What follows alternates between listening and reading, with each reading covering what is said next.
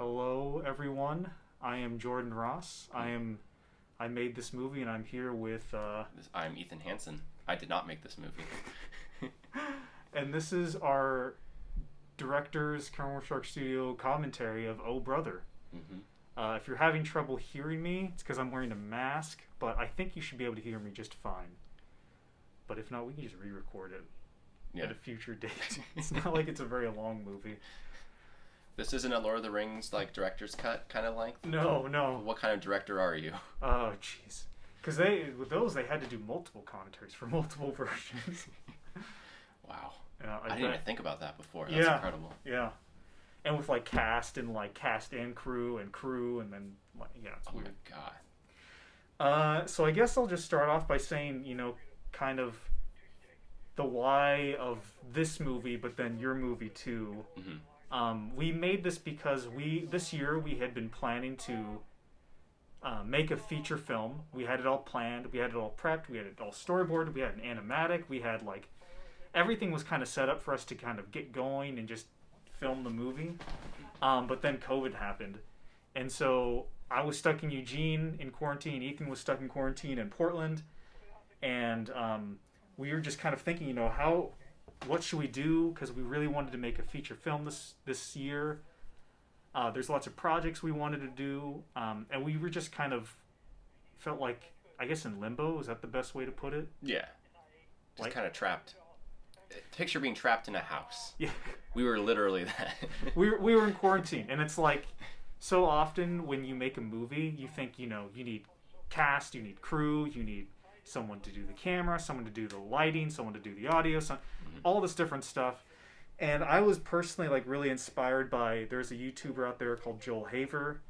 I found his stuff and I was like, wow, this guy's doing everything all on his own. So this is kind of a cool way to make a movie, which kind of flies in the face of how they teach you to do it in film school and all that stuff and how we normally make movies.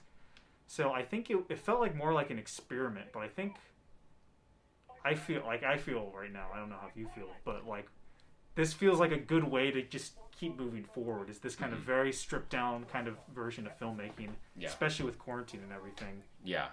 No, I think this has been really cool as an exercise, just in because we got to the point where we started out like this, and then we grew into we had a pretty consistent group of people who we could work with, and we kind of knew who we could reach out to fill different roles and kind of make ourselves feel like a professional, semi-professional group.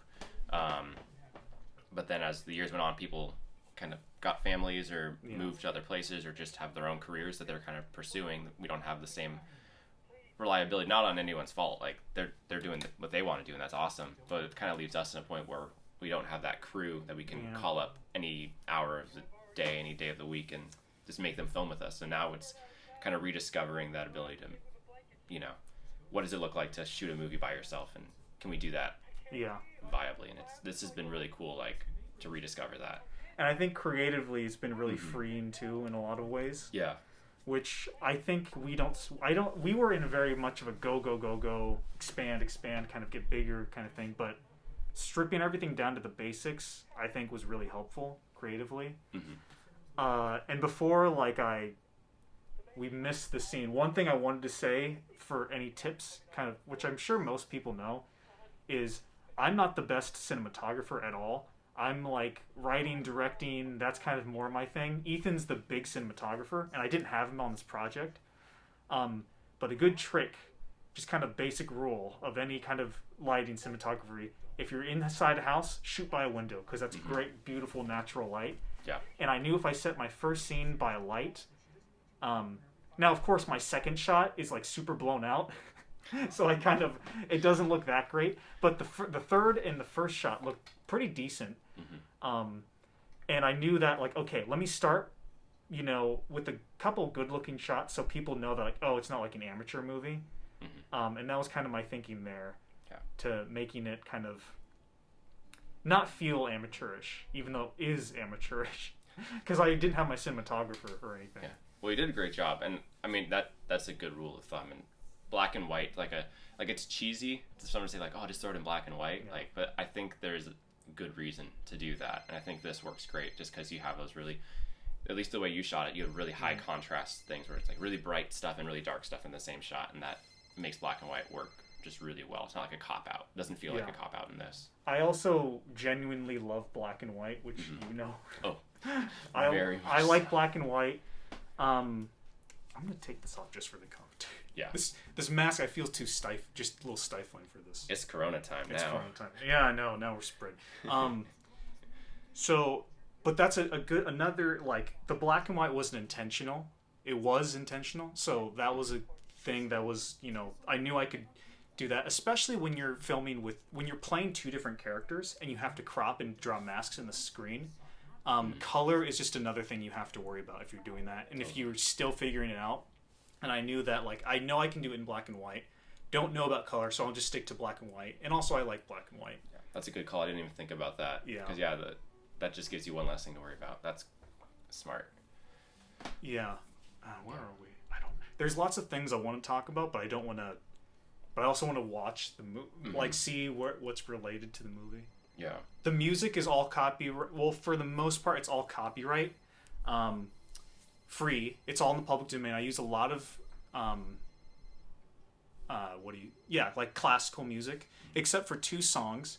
The two songs would be they're in the credits. There's the version of House of the Rising Sun by Sin Mouth, and then Prince Nordum, I can't pronounce his last name, he has a classical piece. Those are two Cambodian artists, and as I think most people know, the copyright law is pretty much non-existent over there. But Sin System Mouth, his stuff is copyrighted, but it's not like, you know, my reasoning wasn't to exploit that. My reasoning is like, that's where my family's from. I'd like to share this music with other people. It just happens to kind of be in the public domain just because of, you know, the horrible stuff that happened over there.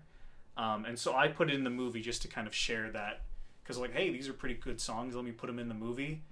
And it's not like, even if I used like Lady Gaga, right, on YouTube, doesn't matter. Like, they're gonna put a copyright strike, that just means you can't monetize it. So which we haven't done with a single movie we ever made anyway, so it hardly affects us.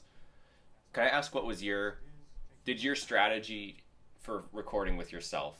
Did it change over time, or was it like two different things you did versus when you're on the phone versus when you're recording against yourself as a person? Like, how did you approach it? So, because I have my way of doing it, which I know is different from yours. Yeah, so when I would film, essentially what I would do is, if it's a long scene like this, I would block out the scene. Not even block out. I would like look at the script and say, okay, here's a chunk that kind of flows together as a mini scene in itself. So like them by the door, I was like, okay, so I think how most people would do it would probably be, we're going to film everything with one character. Then you're going to change character and you're going to do everything that way. That's kind of hard for me to wrap my head around, because I still wanted it to feel improvised to an extent. So what I did was, I filmed like the doorway scene. I did Joe, then I did John. And then I moved to the bedroom, I did all my stuff, and then I did all this stuff that you're seeing right here. Okay. So I kind of went back and forth a bunch, which isn't the most efficient way, but I think creatively it helps me like keep in mind like the whole overall scene and everything going on. It like preserves the flow. Yeah. Better. Yeah. When I was practicing really early on in my movie, like before I'd even started really shooting, I just wanted to get a sense, and I shot that way where it was like, all right, I'm going to shoot all as character number one, and I'd shoot all the lines in the scene that way, and then I'd shoot all of characters 2 lines that way. And when I edited together, it was like, this sucks. Because there's no pacing, there's no flow. It's like tennis. Yeah. It's just back and forth, and it's just really awkward. Yeah, and so what I would do for, not this scene necessarily, but for like the scenes where I'm in the same shot at the same time, is I would record one of my lines. So I would record John, for instance, first on my phone and on the Zoom recorder, and then I would switch characters and I would play the iPhone footage, and so I would be acting opposite myself, essentially, just like through the listening and everything, which is super helpful. I like that idea. Trying to think. Well, I think that's another good thing about filming on your own, is because I actually reshot this sequence a few times, because tone, pacing, just kind of a lot of things. It was like I think this is the first scene in the movie I shot in chronological order. So I was still figuring out how to get to the rhythm. So everything with Joe here is the first take time I shot it, but everything with John in the Hawaiian t-shirt, I think the wide shot is like my second or third try of this scene.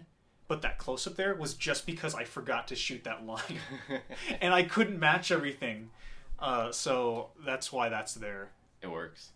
But a lot of, what's nice about it, it sucks not having more people to keep, pay attention to this. Mm-hmm. But at the same time, if I'm editing and I'm missing a shot, it's like, hey, because it's just me, I can grab the camera, go film it myself right there. Mm-hmm. And that's what's nice about it. Yeah, I think that's been like the best thing about this is like, I don't have to worry about like someone else's schedule. It's like I'll make the time to film my thing, and if I need to make an adjustment, then okay, whatever. If I messed up something, then it's fine. Yeah. But this just makes it so freeing to go around. Yeah, when you were talking, the way I did mine, I don't know, since just to get both halves of how we did it, I would because I was on the phone for my movie. I didn't have to like act as two characters, but how I would record talking against someone just to make it easier to line up is I would record all the person on the phone's lines, and then I'd have like a wireless earphone in my ear, and I'd cover that up with the phone, and then I'd have that playing. So I would read the script, leave enough pause for my actual character's lines, and I would just play that back, and I would just do the lines over and over again and hope that the timing works out relatively, and then I'd re-record them all later. And I think to spare people from listening to just us talking about that's probably a good topic for another video, actually, totally. How to film by yourself. Because we can go on and on about this. Yeah, because we do it too much at this point. I know. Back to the movie, I think a big influence for this kind of... So, we had the idea of like, okay, we're going to make a movie alone, right? And so... You would think that you would just have one character, but I've done it before where I've shot little skits where I'm playing two characters. I've done kind of duplicating stuff, and I really wanted to try that out in this movie. See if I could sustain that for the entire movie. I know, like, Tom Hardy's done it, Jesse Eisenberg's done it. I know a lot of different actors have done projects where they're playing two different people, and that's really cool. I like that. And so... I was like, okay, I'm going to play two different characters. What's a good story? And so I thought, well, if you have two characters, you either have to suspend the disbelief that these two characters look exactly the same, or you have to address it some way, whether that be like doppelganger, alien, clone, magic, whatever. And I was like, you know what? Let's just do brothers. That works. Yeah. Because that's a relatively easy story, like simple, not too fantastical story. Mm-hmm. I think everybody can relate to that. And in that way, it's a lot different from a lot of the stuff we've done in the last few years, or just in general, because it's more realistic. Yeah, I don't think we've ever done like a family drama that's this like not mundane, not in a bad way. Just, it is mundane. Because the only other thing I can think of is like my father's a spaceman, and that's really out there. Even when we do realistic stuff, the camera work is very... It turns it into a cartoon, and the performances are very cartoony. Yeah. And you kind of get a little bit of that with like John in some of the scenes, I think, which was intentional. That was another thing for performing. Like, I knew that I had to differentiate the brothers, and so in the beginning, anyways. So I tried to make their performances and their little nuances different from each other. So like he's very loosey goosey, John is, and I'm more rigid, or Joe's more rigid. Mm-hmm.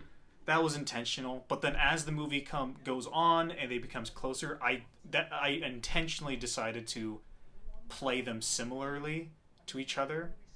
Whether or not that works or whether or not that helps the project, that's that's your opinion. Mm-hmm. I don't necessarily think that it works all the time, but that was my choice while shooting it, to make their performances closer to each other towards the end of the movie, to show that like, oh, they are the same family, they are brothers. Yeah. Which again, I mean, does it work? Does it not work? Your call. But that was the intention for it all. That's cool. I didn't notice that, so that's cool.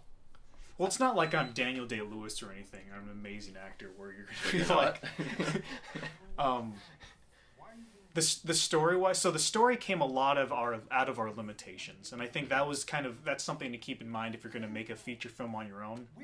Is it's got use your limitations and it'll create something interesting. I think the story itself of like the two brothers. I mean, we've seen that a lot. Like that's not like a new story, but I personally there's a movie called Sweetie by Jane Campion that I really like. That was kind of my that's what I was thinking of, and as I was making this, was thinking about Sweetie, because that's a movie about two sisters. This is not as good as Sweetie, so if you want to watch a better movie about siblings, watch Sweetie. It's so good. Everybody says the piano is good, which it is, but like watch Jane Campion's Sweetie. That's a really really good movie. Yeah, but that was kind of like story wise and kind of thematically wise. That was kind of what I was thinking of. Even though it's not the same thing, other than just like siblings and stuff. Aspect ratio, that was another thing.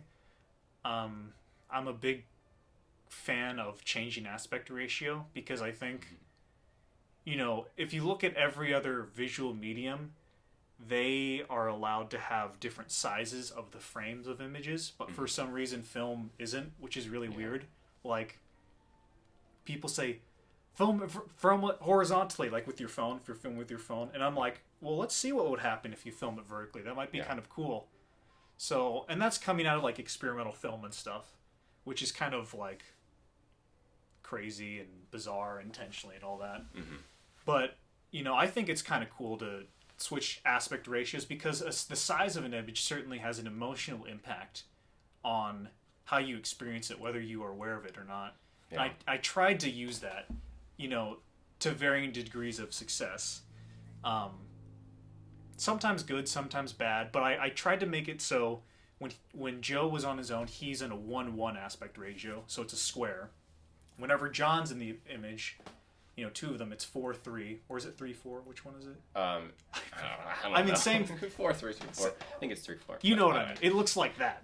But then another thing you'll notice is when they are getting along, when the relationship is kind of in a more healthy, better state, the corners of the image are rounded. Because, again, like, I don't think movies should be contained to, like, a square or a rectangle or whatever. Like, we can use circles. That's cool with me. I like that. I'm laughing because I didn't notice any of this. Like, it just blends in so well. I'm like, just now seeing this, I'm like, oh, hey, check that out. I'm glad it worked for you. It worked for me. I was like, is this... Yeah, I think sometimes it works, and sometimes it's more jarring. It all depends. So, again, I was just shooting stuff at the wall, trying to make this as interesting as I could.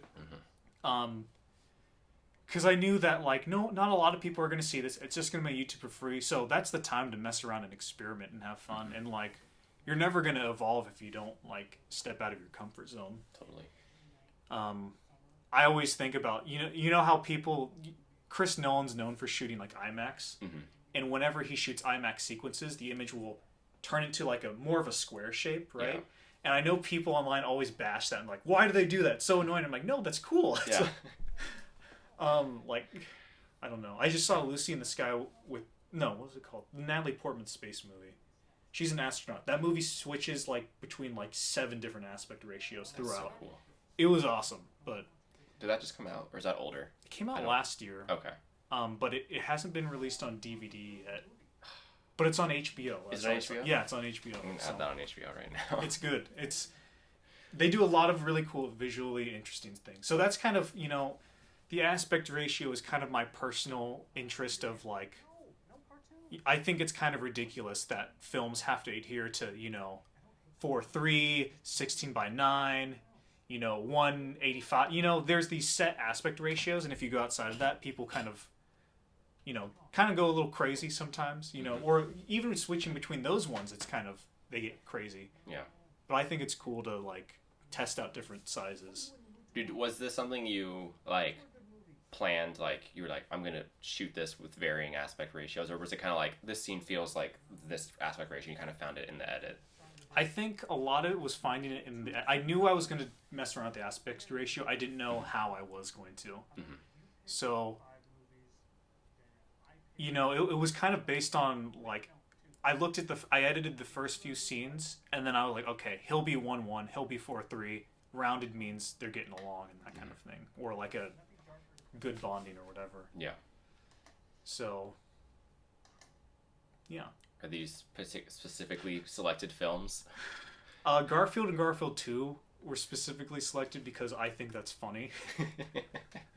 But I just, because he said he doesn't want anything serious, so I picked, what are some just light, dumb comedies? Which dumb in a good way. I mean, not an insult to those guys. We don't claim to have the most sophisticated film taste. No such thing as bad taste, in my opinion. Or no, bad taste is good taste. Yeah, I would say. Especially the Peter Jackson film titled Bad Taste. Yes. Which has the best taste. Yeah.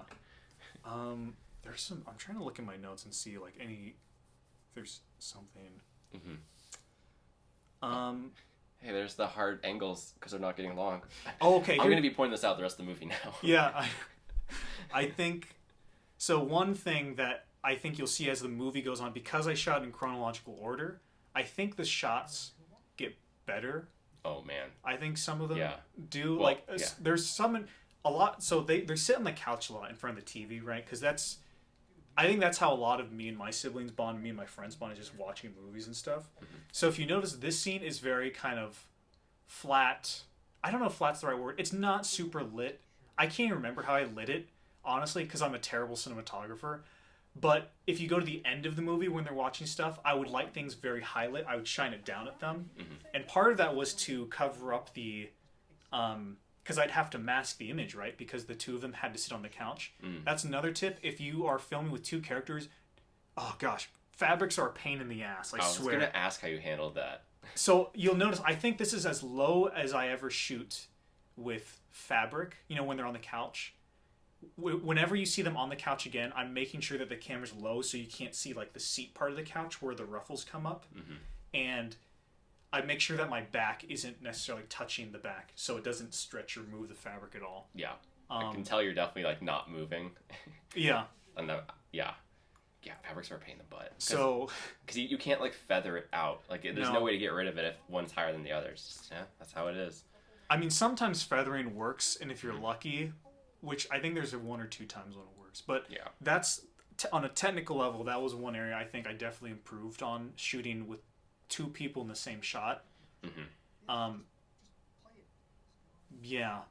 Throughout the movie, and then in other stuff like because again, I'm not a cinematographer. I'm not really, that's not my strong. Even for me, like I hate, like I totally relate with that. Like it gets better as you're shooting it. Yeah. Because like Driver, Mr. President, and other movies, like any long project, I feel like those like you can see that the most as they develop. Because if it's like you're shooting a short in a day, like it stays pretty consistent because like you only give yourself so many shots to vary from, so they all kind of look on the same page. But the second you start doing this, like you grow and become better.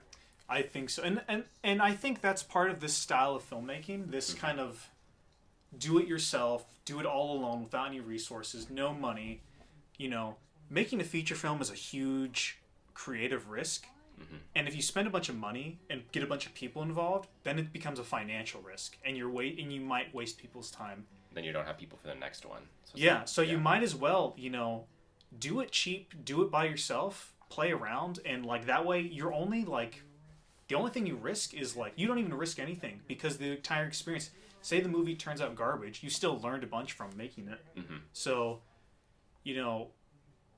I think in quarantine in this kind of COVID times, I think that's very like, we filmmakers we have to start making things on our own now, more so than they did before. And I think, making it so it's not a financial risk I think that's super helpful. Yeah, and it's like weird how like.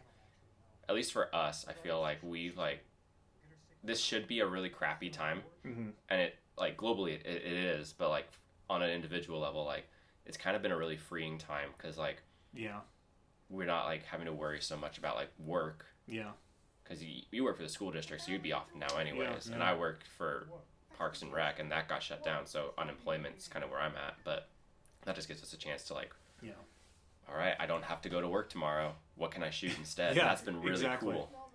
And so, and part of that, and back to my point, which I kind of lost track. So So I think in this style of filmmaking, it's the process of filmmaking is more important than the end result to an extent. I think you'll see that within filmmakers like Matt Johnson, where the process is as big a part, if not more important than the end product. Yeah. So for me, whether or not the movie's good doesn't matter so much to me. It's the fact that I was able to make a feature film alone. It was the fact that I learned all these new tricks and tips and stuff while making the movie. That was more valuable to me than the end product itself. And I think if you make movies that way, you're only going to improve. Yeah. Rather than trying to get everything perfect. Now you can't that's possible and it's doable, and that's how we've been doing it for years and everything, and since the beginning of movies. But I think this new way is just as interesting in terms of getting better as a filmmaker. Yeah. I just want to say, the fried rice does look really good, and every time this scene comes on, I do get really hungry. It's even better in color. It's gorgeous because you got all these different colors popping. Yeah, I mean, it looks really greasy in black and white, but it's the good kind of oh, that's just greasy, filling food. Yeah. Oof. How long did it take you in editing to switch from color to black and white? Because I know some of the edits you sent me, half of them were color. So were you trying to make it work in color before? No, never. Oh, okay. I always knew it was going to be black and white. I think, although during my final editing pass on the movie, I thought maybe I could sneak in color at the end, maybe. But I was like, nah, I'll just leave it in black and white. Nah. Because, again, color, I think that's another tool. I think so often, side note actually really quick, misophonia is clearly a theme in our movies, or mine anyways. Your movies. The ones I've written, where people sound disgusting when they eat. Because I legitimately cannot stand my character there. I want to hit myself so hard. I was like, you sound like an idiot. I want to punch him so bad. When you were filming it as him, did you hate it too? Did you hate doing it as much as having to experience it? No, I mean, yes, I hated it because I was like, I know how I sound. This is terrible, but it's not that bad. Yeah. And my only downer is because I'm in my apartment, right, is I can't be super loud. So there were parts in this movie where I really wanted to scream and yell and But you couldn't. But I couldn't because I live in a building with everybody. So I had to find other ways of expressing anger, which I guess is helpful for acting and everything. It's a restraint, a good restraint. Yeah, rather than using volume, you use intensity instead, which I think is, good tools. Yeah, I could tell. I was thinking about that when you were shooting. When there are parts where you were banging on the door that come up later and stuff. I was like, is he actually doing that? Or because I don't know, I'm way too empathetic. So I'm like, oh my gosh, what about his neighbors? And even when I have to do mine, I have some scenes where I am yelling outside and stuff, and I wouldn't even yell for those because I'm I'll record it later inside. When my family's not home, I don't want to disturb my neighbors. It's 11 at night. I don't need the cops called because I'm screaming out in my yard. Yeah. But back to the thing with color is, I think color is the standard now. So we just put movies in color, but we don't think about it usually. And a lot of times with the light and cinematography and set dressing, if you have all those resources, then absolutely there's thought put into that. But for I think a lot of indie movies, there's not as much thought as I would like to see behind the colors. And that's not. I'm not trying to diss indie movies because I can't ever put anyone down. But I think for me myself, I'm like, why is this in color? What's the purpose behind the color? What's trying to think of it kind of the same way I think about aspect ratio. Yeah. And using that as kind of a means to express. And so I there was ideas of trying to introduce that in here, but I didn't. I felt like the aspect ratio, that was focusing on that, and just putting black and white was easier. Yeah, colors that thing. I think about it too a lot. Yeah. And it's it's the easiest thing to think about, I think, once you get into practice, but even when you think about it, it's the hardest to change. Yeah. It's just oh well, I want red to resemble this or whatever when my character's theme to be red. It's all right, well, are you gonna paint their room red? That's a huge resource that you have to and time that you have to put into committing. Yeah, it's resources when you have to set dress an entire room, when you have to take everything down. Oh, that's a red blanket that doesn't match, we got to take that out. And it's if you're just filming this in your apartment, in your house, not worth it. Put it in black and white, mess with lighting instead, or maybe I mean, or maybe like push yourself. Like Yeah. I did not. I did not push myself and try to put this in color. So Yeah. I mean, but think about why it's in color. Yeah. And the choices. My dog wants to be in the She commentary, I guess. wants to watch. This was probably the hardest scene to film because there's so much different blocking. Because essentially, I think in the script, from the moment I enter the kitchen and like try to make coffee to the scene to the bit where I finally leave, just me. That was all one scene. Wow. So lots of lines, lots of blocking. And did you never do a day where you like would film half a scene this day? Did you always complete a No, scene? I always completed a scene on a day. Yeah. No, I made sure to same. do that. Yeah. 'Cause that'd be such a hassle. You can see actually Amanda, my girlfriend, right there. Is she in the corner? She's working on her homework. Oh, there. A lot of times she would like, because it's a small apartment and I need the room and everything. But so she was nice enough. Sometimes she would just navigate to the other room. I hate how that mask turned out, but That's the first time I really noticed it, though. I know. So you'll notice it on your third viewing. I guess, yeah. It's And you see it worse. Yeah, I do. Yeah, it's technically this was complicated. Blocking wise, this is complicated, especially noise level because I'm saying lines out there, and like my neighbors. So I'm whispering. So what I did was I'm whispering my lines, but then I dubbed it in later. Yeah. How much ADR did you do? Is it only like the most is in this scene? This scene has like the most ADR. It's like probably 70-80% ADR. Did you ever have to do it when you like didn't have a mask on? No, never. Okay. No, oh wait. Yes, for like a few lines. There's a couple of lines that I just didn't like the delivery, so I just redid it. Another thing great too, if you don't like a line in your editing, rather than calling up actors and be like, "Hey, we need you to record this line," it's like I'm the actor. I can just record this line myself and it's tested out. So making movies by yourself, it seems hard, and in some ways it is, but in other ways it's easier than working with, normal like actors. Check the recorder. Yep, still recording. So we're about halfway through the movie now. And I was so happy that you recorded in the store. I was like, when you were driving, I was like, oh my god, is he gonna do it? I know. And then you left. I know. One shot. No, it's still great. I wanted to get more, but it's like the bakery and there's some. I do have more footage, but they weren't as nice as that one from the store. And it was just on my phone. It wasn't like. Dude, I have fallen in love in the last month with phone filming and phone recording. I want to shoot a whole feature on a phone. I would love to do something on the I want phone, to so bad. Yeah. The humor in this is still very juvenile. I think that's where you get the like. It's very like, we say it's realistic, but even this is still pretty cartoony. I think to an extent because the whole thing is because a dude flooded his toilet. Like that's like, ridiculous. It's like a couple steps more serious than something like super bad, but it's definitely got that humor still of like those like. I don't know, those like 90s feeling movies, kind of where it's like the kids out doing something, even though this is like adults. It's like those movies grown up. And I think the fact that like I voice all the voices too on the like that just brings it down that brings it to like a level of like cartoonishness. If that's the right word. I don't know. Yeah. But it has a good integrity to the movie too. Yeah, I like that. I would hope so. Another thing too, sound recording. There's a big thing learning how to use a sound recorder during this. So I think the sound got better as I went on because, before I would maybe put the microphone off to the side instead of right on my chest because I'm using a lavalier.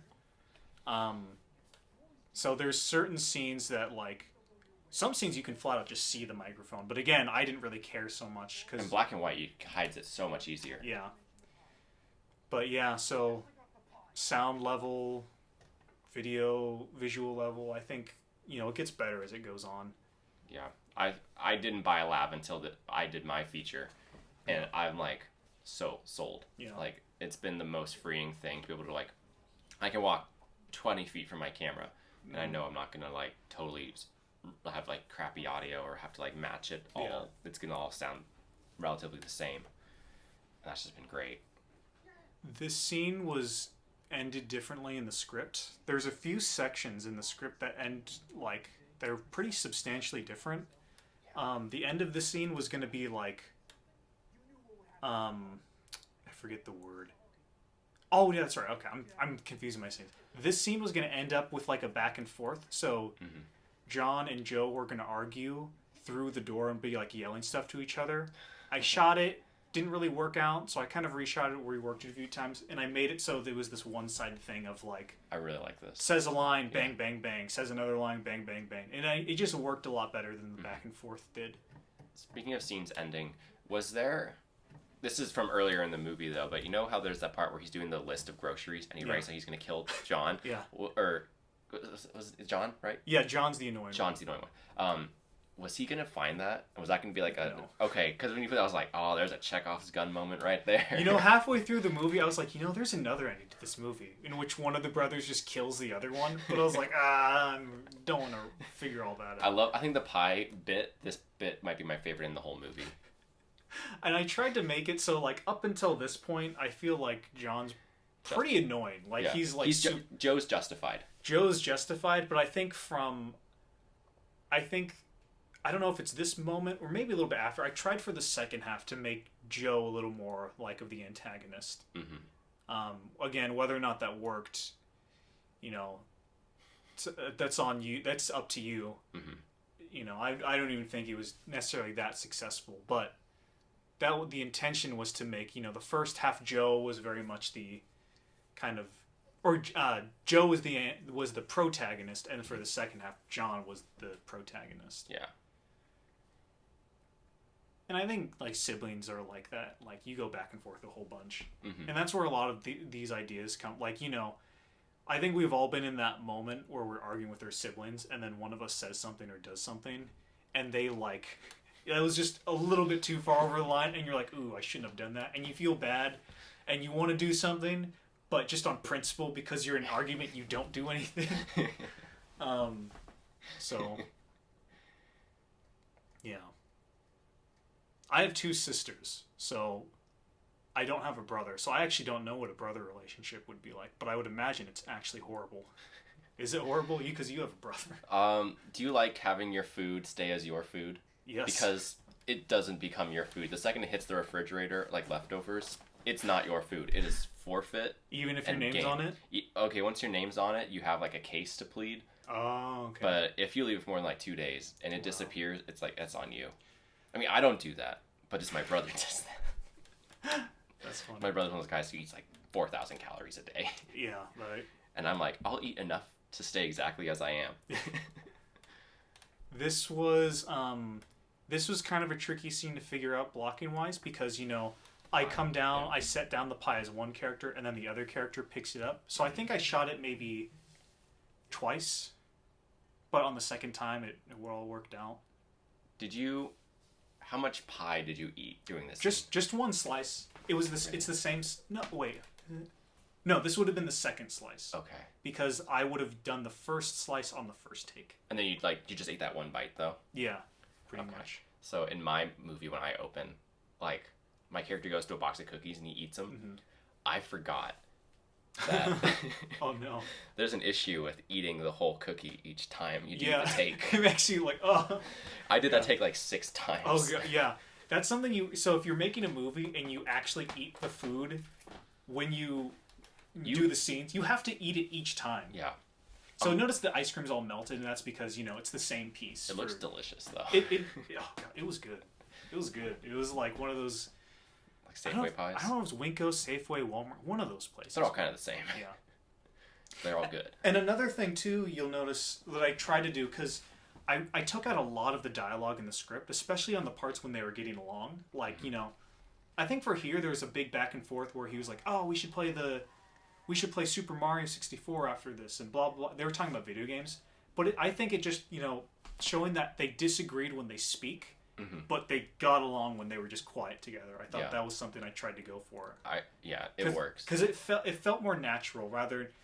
I'm not a big talker with like my family. Like if we're just getting along, it's like we're watching TV. We're not really we're not getting into big conversations like I do with my friends. But if when we're arguing, that's when we talk the most. So that's kind of the idea. And also it just felt better in the project. Like to have them argue when they talk when they argue and then quiet when they got along. Yeah. So see here, you know, the camera isn't above them. It's to the level of the couch seat. Yeah. So you can't see any ruffles. And I think they're actually, I don't think it lined up perfectly. So I think I did feather that just a little bit.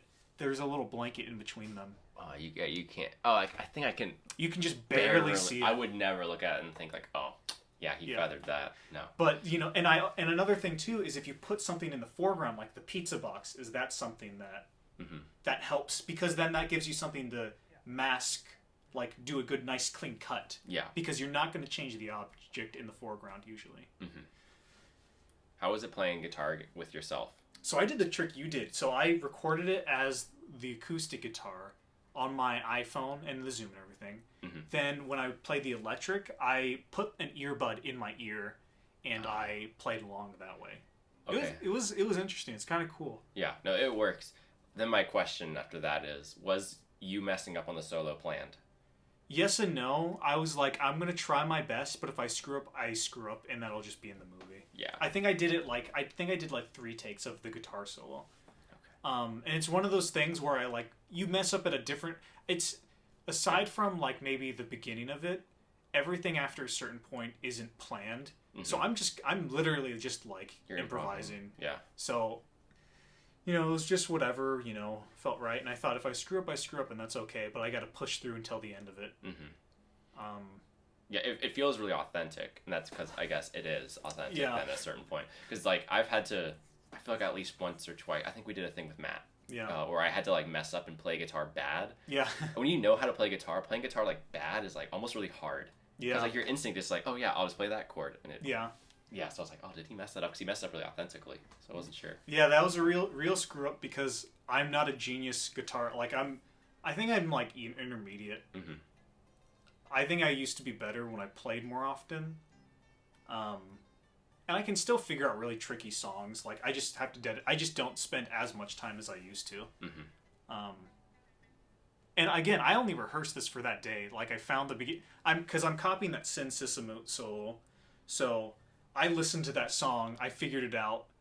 An hour later, I filmed the scene. So if I had more time, I'm sure I could play it much better now. And now the commentary becomes into, like, Jordan arguing why he's actually a good guitar player. But John, though, there were scenes where I think Joe, he's playing the acoustic guitar. And he plays a lot more, he plays with his fingers, a lot more prettier. But I made sure when I was playing as Joe that my arm's a lot more stilted and not as smooth, because the idea is he's not as good as a musician. And that was just a little thing to differentiate them. Got it. But, you know, it's not like... So John's like me. No, but I mean, like... No. It's like, you know, you try to just do little things to differentiate them. No, that's cool. And the movie became a lot more about music as it went on. I cut out, there's a bit in the beginning where I played the ukulele, which I think you saw a version of. Oh, yeah. Which I cut out because it just wasn't the right way to start. But, you know, music kind of slowly over the course of this kind of became more and more about it. Like this scene, I wasn't playing the guitar in the script, I don't think. I think this band conversation, this might have been new. I can't remember exactly. There's a lot of changes from this point on. So everything up until this point has been fairly, like, true to the script. But from this point on, I deviate quite a bit. Like, there's full scenes that I don't even shoot. That I never even shot because it just changed. And that's the nice thing about shooting in order. Because if you change something, it's like, well, now I know that instead of having a blue shirt, he has a red shirt. And you just make sure to keep that note. So it's not as hard as when you're, you know, shooting out of order. Yeah. Having to remember continuity.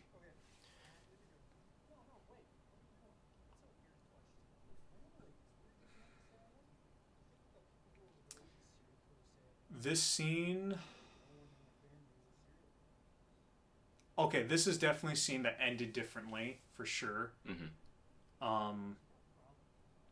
was kind of a pain to shoot, because it's like 3 or 4 pages of dialogue just back and forth. And I think my camera was dying as I shot. So I would like, I kept having to charge it, you know, that's the most annoying thing. I think tone-wise too, like, something I really wanted to go for was not like, I didn't want it to be super serious, but I didn't want it to be super like comedic. And this is definitely a point where I think it gets a little bit more serious, but I still want it to be kind of funny and kind of playful and everything.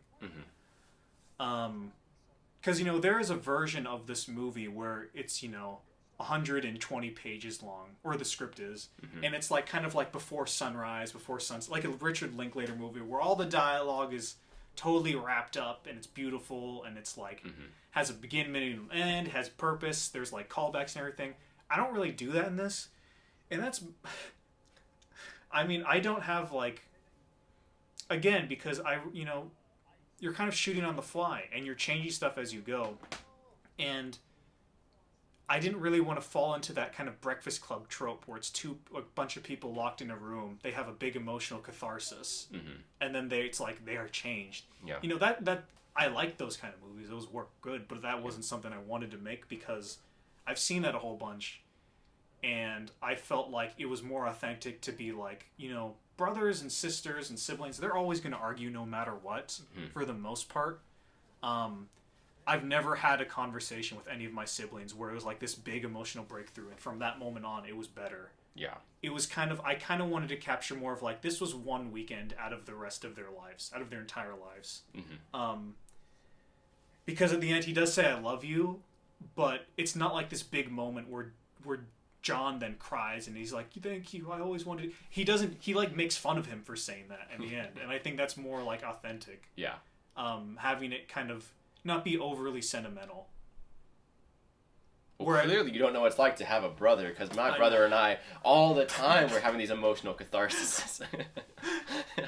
And so it's, yeah, I mean, that's all cool, and I love that. And honestly, if I could have shot that, and if I could have performed it, I probably would have, but, you know, I just kind of wanted to keep things simple, and just, that made more sense to me, to make it not have this kind of nice bow at the end. Yeah. But I wanted to make, I hope that the ending sticks with people, where they're like, after this moment, like, oh yeah, that feels like the right place to end it. Yeah. Well, it just feels authentic, because, like, yeah, I agree. It's like, those big emotional moments are really uncommon. I don't think that's something most people, like, can relate to. Like, I think it's something we wish we could relate to. We don't live that often. I mean, listen, I love The Breakfast Club and, like, those types of movies and those moments, but there's a level of, like, realism and kind of momentum with the script that you have to maintain throughout, and I knew that, like, you know, things were changing very much on the fly, and again, it just felt more right to be a little more authentic, as inauthentic as several moments of this movie are. Yeah. But again, you know, process over the end product. At least that was kind of the purpose behind this project and your project. Yeah, I think that's something I struggled with in my movie too, where it's like this movie that I want to make, like, I think my first, like, inclination is always to make the movie like a proper movie. Whatever, I mean, I think when I come to my proper movie, I think of, like, you know, that Hollywood style, like, it's got like a really specific, like, it's got that big cathartic ending, and then you know, things trail off, and trying to fight against doing that, not because it's bad, it works, and we wouldn't be doing it if it wasn't great, but for some movie of this scale, like, it's kind of, it doesn't need to be that, and I kind of wanted to, like, so I was constantly finding that urge to make the movie, like, end at, like, this big moment, but to make the ending kind of one where it's like, okay. Yeah. And, like, I think that's such a more, like, interesting way to end it, as opposed, like, I don't know. And again, like, good taste is the enemy of creativity. Like, that kind of format is popular for a reason. It works and it's awesome, but if we stick to it all the time, it's not, movies in general won't be as interesting. That's an interesting movie you got playing on the TV. So pretty much every movie except for Night of the Living Dead, that's a movie that we've made, and which are the best movies to grace this earth. The best movies that are ever created. Okay, so here's another shot. So, right, salt and pepper or whatever, hot sauce in the foreground, right? So I can cut through that. Are you telling me that the black pepper doesn't represent the dark inner turmoil that Joe is, while the hot spicy sauce over here is the hot sauce that is John's character. You know, something I never noticed actually is that's kind of more of a square shape and that's more of a rectangle shape, which is kind of how it's like up. It's poetry. It rhymes. See how you can. Okay, there's evidence right there. That's how you can kind of turn like little mistakes that they suddenly become a part of your your thesis or whatever. And you see if John or Joe did kill him, it's because he's washing the knives there. Yeah. So you could read it in that this scene he was gonna kill his brother. Yep. But he just doesn't. And I think, story-wise, again, talking about, things I change, there is a version of this script where this half going forward is more kind of constructed where it's you plant little seeds of of heightening the stakes of, oh, is Joe going to find out about his guitar? Is Joe going to find out? Oh, he almost finds out. No, I stopped him from finding out. Kind of but again, I just kind of wanted to keep it stripped down, more simple. Yeah. What does that mean? Keep it shorter. Yeah, finding the balance of keeping it short but letting it play out is really hard. Because we come from a background of writing pretty condensed short movies where you want to shoot in a day or two. Yeah. And so letting something play out and breathe is the opposite of my instinct at this point. So writing was hard. And I think this is the moment after he breaks the guitar. I think this is when John becomes more. He's the antagonist. Yeah, you switched main characters almost in this movie. Yeah.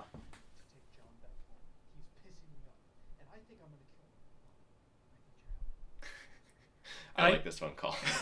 And I tried to, again, I knew from that point on, in my head it's more serious, but I really tried to pepper in moments of humor so it didn't become all super serious and beat you over the head. And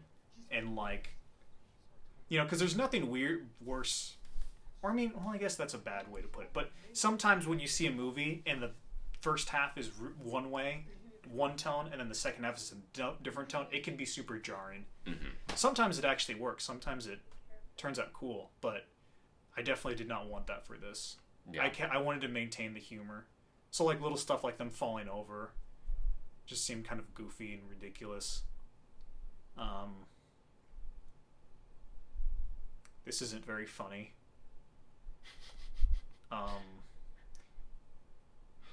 Where are all the jokes? Pick your nose or something. I don't know. Yeah, the tone is tricky, and I think doing short films that definitely trains you to make better short films. But for people like us who want to make movies and features, I feel starting this project is okay, let's just make a movie and let's just learn how to pace it, learn how to structure it, learn how to balance all those things. Because again, you can make a short film based on the punchline of a joke. You can make a short film about anything pretty much. But sustaining a level of engagement and interest for a whole film that's a whole nother skill set. Yeah. That we definitely want to improve on.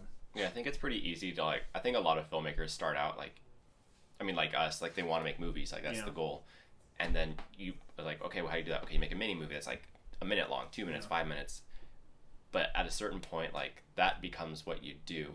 And it almost hurts you in the end. It doesn't prepare you for how to structure film because there's lots of things in the script. Again, writing the script based on our instinct and experiences from making short films, right? I would assume those things worked, when I put them in the script. But then I show up on the day or editing and it doesn't work. Yeah. And it's well, learned that.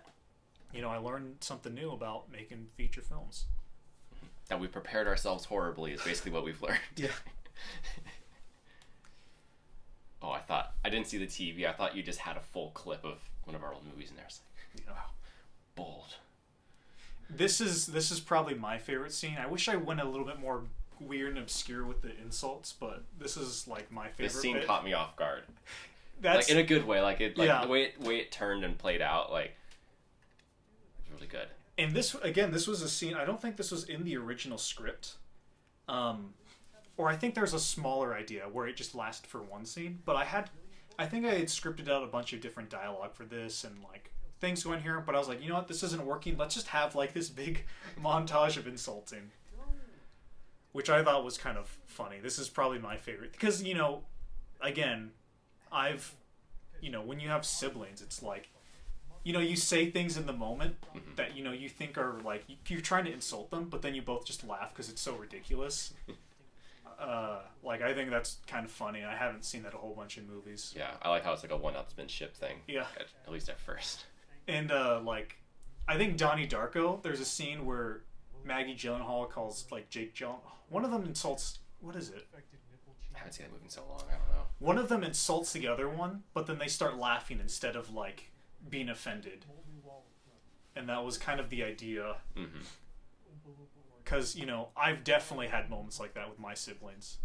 And this is also the scene that cements that, like, hey, I can never work in the field of education again with children. Unless I flagged that, because I could have set the age range for this video for mature, but I was like, yeah.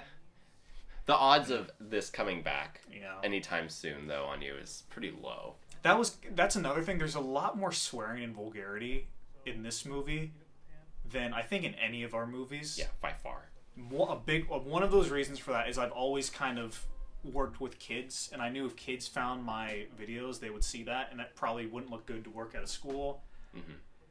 But I've kind of, decided not to work in education, or at least have that not be my focus going forward.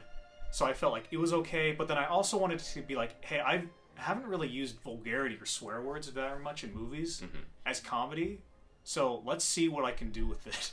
Yeah. It's like a whole new vocabulary. It's like being a kid and being like, oh, this word means that? I have power. It's like that scene in Inside Out where he gets the new control panel with all the swear words. Exactly, yeah. So the idea here was like with the swear words was like, I don't personally swear that I don't swear this much in real life. I really don't.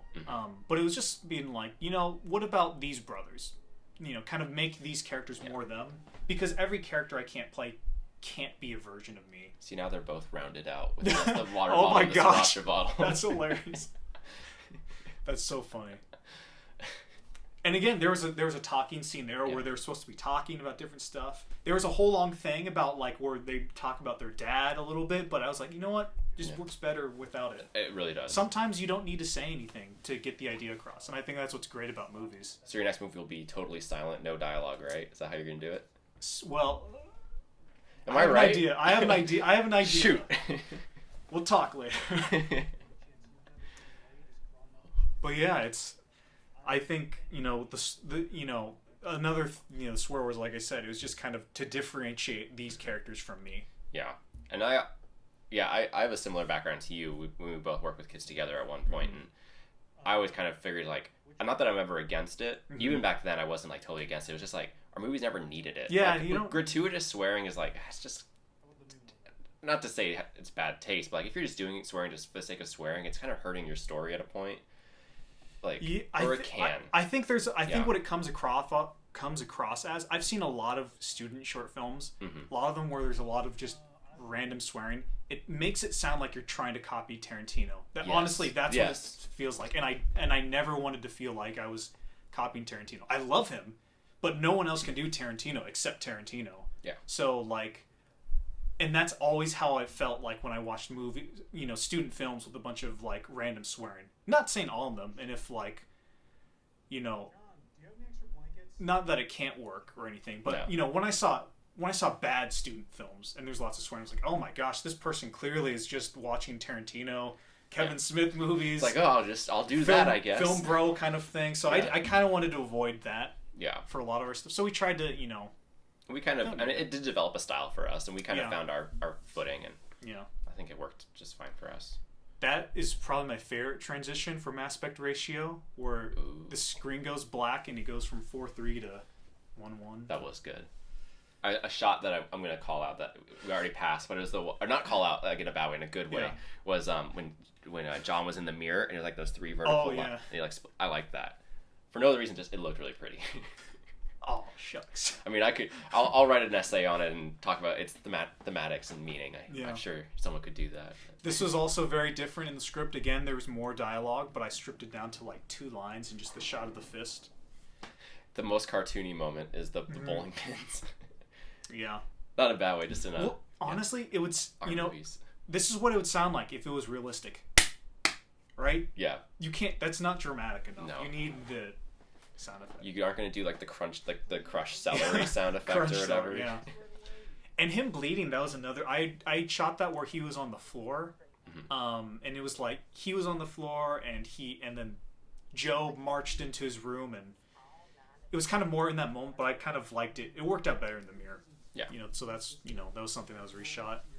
This was different. I can't even remember what I think this was an original scene that I came up with as I was filming the movie, because again, it gets kind of serious from this point on. And I thought this was a funny way to show what the guitar looks like, because I've been hiding it for the whole movie. Like, the guitar cracked pretty much. And it's like, you kind of have to show it. And there were versions where I wasn't going to show it, or try to figure out how do I make it look like a broken guitar with like effects and everything. But having the final reveal be this little chip in the front, I thought that makes his character seem super uptight and like anal about everything, and it helps John feel more sympathetic and everything. So I thought it was just a funny little character thing to throw in. I liked it too. I thought it was a great reveal. Yeah. So I'm glad I did that, rather than not having it in at all. And then, of course, John's just crying in his room. So now it's like Joe's back as the protagonist from this point on, but now he has to change and like be like, oh, I can't actually hit my brother. That's probably not a good idea. Assault and battery charges aren't looking so good anymore. Yeah.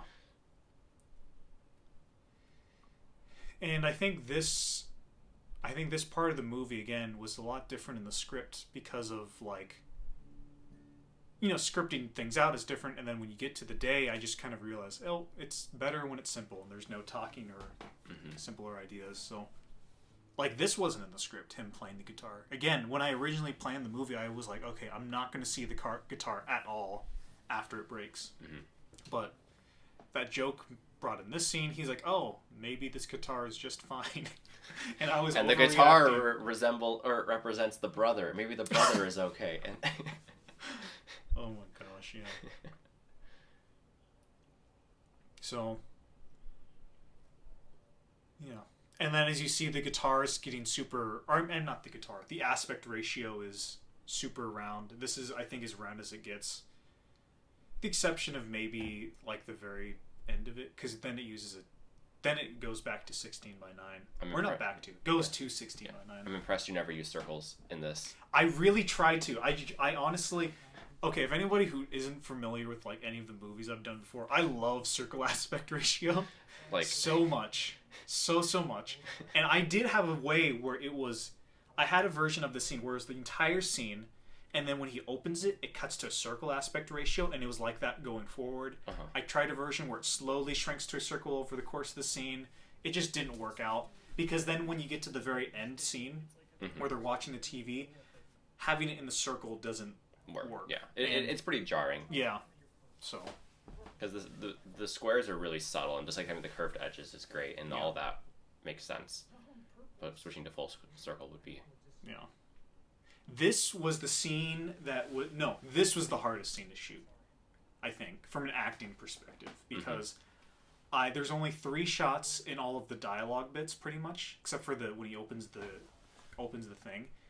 And so I knew that whatever take I used, that would be it. It wasn't like I could cut around any mistakes. Yeah. So I really tried to like make sure it was all perfect. And did I get there? No, I didn't. But whatever. I got it to a point where I was like, this performance is decent. It's okay. I'm so jealous of your frosted sliding glass windows, though, because those just have the nicest light. Yeah, it does. This is probably, I don't know, in my opinion, probably the best looking scene. Like, these shots. It looks like supernatural, though, like, in a sense. Like, yeah. This is like one of those fan theory, like, things. It's like Joe died, and this is like him reconciling his relationship before he goes into heaven, and this is him, like, at the walls of heaven, like, that light coming through and illuminating him. That's hilarious. It's definitely not that, but also, that's my headcanon's that. Also, it's tricky because, in this shot specifically, I go from, like, understanding, sad, to angry, to, like, I kind of, emotionally, this character goes a few different places, and that's hard to hit. So I think if you look at my takes, I think I probably did upwards of, like, 30 takes total for, like, all 3 shots. Oh my gosh. Not, like, take one I did like maybe 7 takes. Take two I did, a whole bunch. And again, I'm kind of, Say It or I'm Calling Mom, just kind of, I wanted it, again, it's cartoony, it's still a comedy. I wanted to make sure it was funny. Yeah. Even if it is over the top or, whatever. I discovered I had a mole in that scene. I didn't know I had a mole right here on my chin. I was like, what is that thing on my neck? So make a movie by yourself and you'll discover parts of your body. Well, that sounded weird. Oops, I shouldn't. It's a weird way. No, but I didn't know I had a mole right there underneath my ear. I was like, what is that thing? Yeah. I forget I have one back here on my jaw. Yeah. And yeah, the last shot of the movie, can you tell that it's totally feathered in the middle of the... No. Okay. I mean, now I can. Okay. But at first I couldn't. Yeah, so originally they were actually much farther apart. I literally cut out the middle part of the thing to scooch them closer together. You feathered it so far, it's like... I think I zoomed in. Who's going to notice? Yeah. But yeah, that's the movie. Oh, geez. Oh, the credits are... Okay. We can record it a little bit longer than the actual movie, I guess. Yeah. Let's put up the thing. So, This isn't the director's cut? I thought the director's cut was 4 hours long. I know. So... Yeah, so they got together at the end. They're brothers. They are happy and all that. And the end. So, I don't know. Closing thoughts. Do you have any? Not my movie. Shoot. Well, I think, again, as I say before, I'll say it again. The project came about because we just wanted to make a feature film. Mm-hmm. And I definitely learned that doing literally everything on your own is freeing in a certain way. And I would definitely challenge any filmmaker out there who's stuck in quarantine to do it, because I had a super fun time. Even if the project didn't turn out amazing, I'm really happy I did it and I learned a whole bunch. Because, it's incredible what you can do when you don't have to rely on other people or all these other resources and you're just by yourself. So I would challenge, if you're a filmmaker out there and you're watching this, I challenge you to make a better movie than this, because I know you can. I think Ethan's going to make a better movie than this in 2 weeks.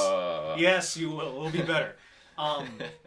Making a better movie than I did is not hard, I don't think. Because I made it's fine. It's okay. It's not great. It's not amazing. It is what it is. Yeah. So I challenge any filmmaker watching this and who's listened this far, I challenge you to make a movie all by yourself, all on your own. Make a feature film. And if you send it to me, I'll watch it. I'll watch it too. Yeah, I want to see it. Send it to us. We'll watch it, because super fun, and I had a great time, and I think you should. And I don't think it's that hard to make a movie that's better than this, because the bar is pretty low. And also, what do you have to lose? You're in quarantine. There's not a lot going on. We can't make big productions, so just try it. Just do something fun. I think what's great about this too is the fact that if it's just you're relying on, this isn't I gotta make a movie in 2 weeks or 3. Mm-hmm. It's take a year. You're shooting shoot a scene every 2 weeks. I shot one scene every single day, and it took me 20 days. That was it. That's all it took, pretty much. And you don't have to stick it to a month. That was just our timeline. If you want to take a year, take a year. If you want to take 3 years, take 3 years. Mm-hmm. However long you want. If you want to take a week, do that. That would actually sound super fun. That'd be impressive. Man, I'd be so impressed. So, get out there, make your movie, send it to us, we'll watch it, and yeah, you won't regret it. I don't think. So, that's the end of this podcast. Or no, why did I say podcast? This commentary. It feels like a podcast. Yeah, it does. That's the end of this commentary. Thank you for listening. Go out there and make some good movies.